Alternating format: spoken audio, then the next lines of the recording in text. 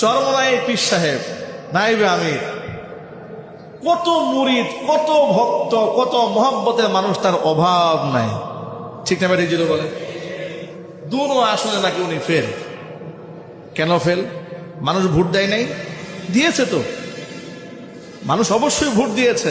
ওই যে আগে বলেছি, কট্টরপন্থী মুসলমান শরিয়া চায়, তাদেরকে পাশ করতে দেওয়া হবে না, সিস্টেমে মেকানিজম করে এদেরকে হারায় দেওয়া হবে। খালেদ সাইফুল্লাহ ওই লক্ষ্মীপুরের কমলগঞ্জের এক উপজেলা চেয়ারম্যান ছিলেন, খুব জনপ্রিয় মানুষ।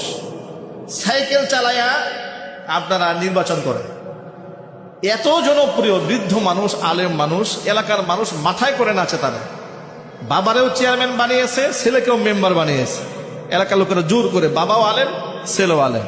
এই লোকটা ফেল করেছে। কি করে ফেল করে তারা?